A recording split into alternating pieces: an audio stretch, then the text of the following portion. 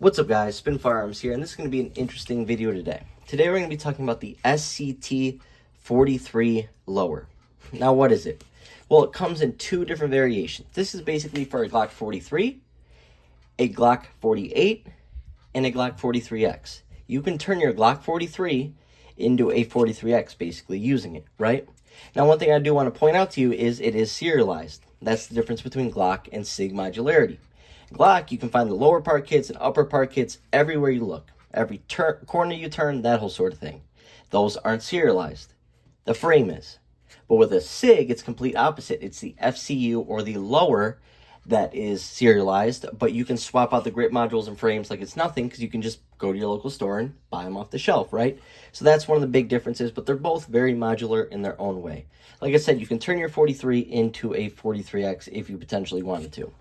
Now, they did everything right on this frame, but the last time you saw me pull this thing out, it wasn't a good thing. We were shooting at, I don't know, maybe 60 feet, 50 feet with it, and the thing was dead on accurate. If you remember, it had that tan or darkish tan upper on it with the Sealy dot. That was my setup, and that is still my setup with this lower.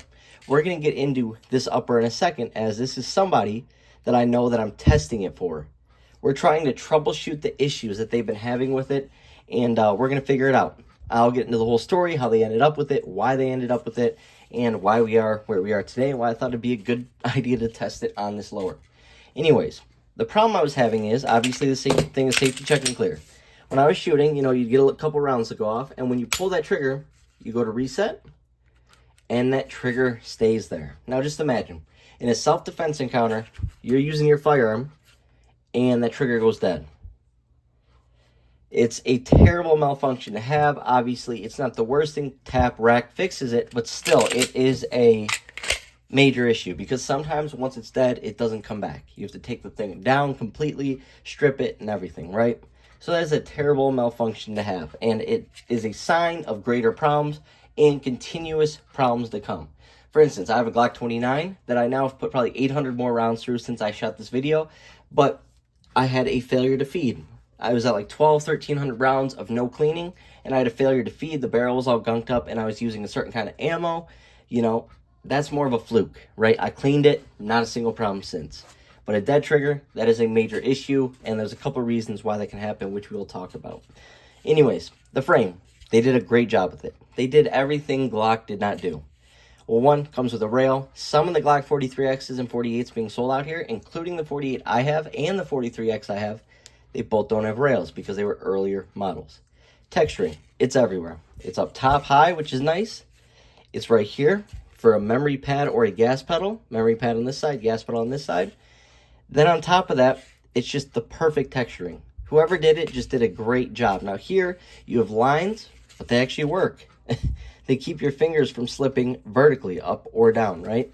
So overall, it works as a pretty good system in terms of texturing and feel. They could have done it here. They didn't, but it is what it is. The other thing, it has a really nice beaver tail on it, and the ergonomics on this handgun are just on point. Like I said, this frame comes either as just a frame, which is how I recommend you buy it, or they sell it like how I got it, which is a frame. And if you read the fine print, most people who watch my video said, dude, it takes all Glock OEM parts. It's great. That's not true. If you read the fine print in the paragraph in the description, it says some Glock OEM parts. That is where the problem lies. I've been building Glocks, working on Glocks, running Glocks with aftermarket parts for years and years and years. I am used to troubleshooting and finding issues and seeing issues. I've had dead triggers before on P80, stuff like that, right? It's just part of the game. But when they say some OEM parts, that's where you have to strip it down and go through the whole lower that they give you and see, okay, does it really matter which ones are OEM and which isn't, right? For instance, a takedown lever. Non-OEM, probably not going to be the biggest deal in the world. Slide lock, once again, probably not going to be the biggest deal in the world. From what I've heard, I know a bunch of people who make Glock parts or manufacturers of parts. They basically said those are pretty easy parts to mimic and keep to OEM spec, right? Slides, those are easy to keep to OEM spec on the inside, right? Stuff like that. But not all the parts in the lower are OEM. Now, I'm sorry if you bought it the way I did, but I would recommend going and picking up a lower parts kit. You know, they're on eBay, and all you gotta do is look at serial numbers Never had a problem with getting all real stuff on eBay. You just have to buy OEM. And you got to read the description. Sometimes it'll say, you know, some OEM or OEM guide rod. You got to make sure it just says all OEM, and also make sure they have a good rating and stuff like that. But what I would do is just buy the frame and then buy the lower parts kit separate.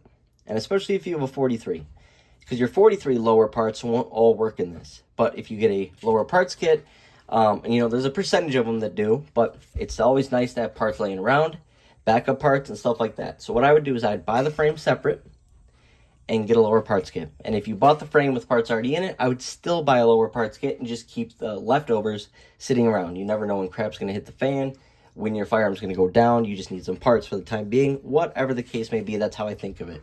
You can find a lower parts kit for about $70 to $90.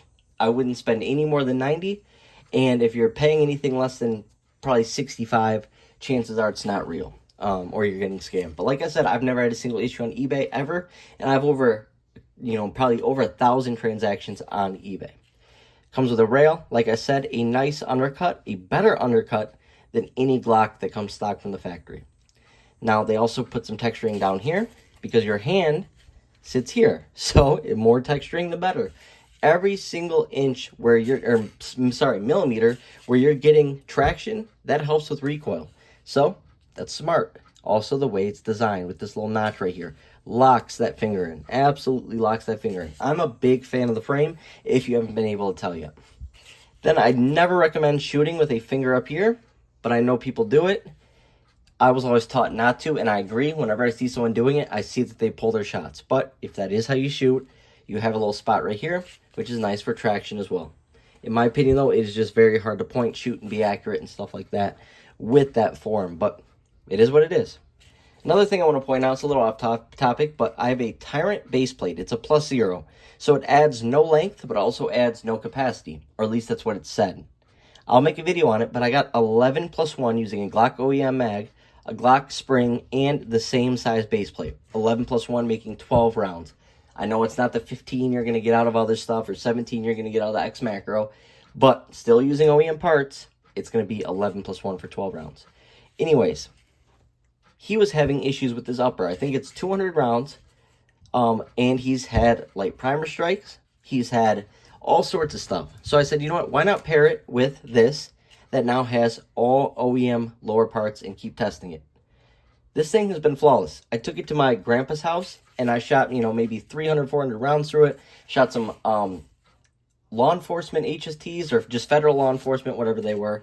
147 grain through this. When you're breaking in new firearms or builds, 147 grain is your best friend. But flawless. Not a single problem. Now, what's interesting is I had to take the whole lower down. And one thing I realized is he had this thing way too lubricated. It was all over the striker and everything. That is light primer strike city. I cleaned it, took it all apart, like I said, made sure everything was perfect. Now we don't have a single issue. Now he can run this slide from the Glock store. That's what threw me off. I get he was running an aftermarket barrel, but sights are OEM. He said the internals were OEM. When I looked at them, they were OEM. So you shouldn't be having issues. But I did find out why that is, and it's ran. It's a nice looking slide, to be honest. It's not optics ready, but I do like the way it looks. From the Glock store, obviously it says 43 on it. But even paired with my lower that was giving me issues with the other parts, now that it's all Glock OEM parts, 100% reliable. I love this frame.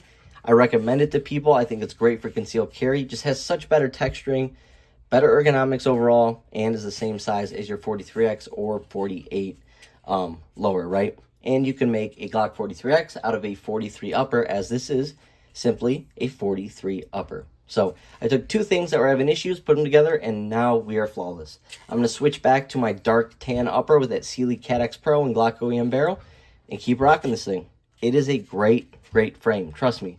Well worth it. But like I said, buy the lower, hear me out, buy the lower stripped, and then buy an OEM lower parts kit. Do not buy it unless you plan on getting a parts kit anyways and just want backup parts. That was the cause of my dead trigger. And that is just how it is with Glock triggers. Thanks for watching, guys.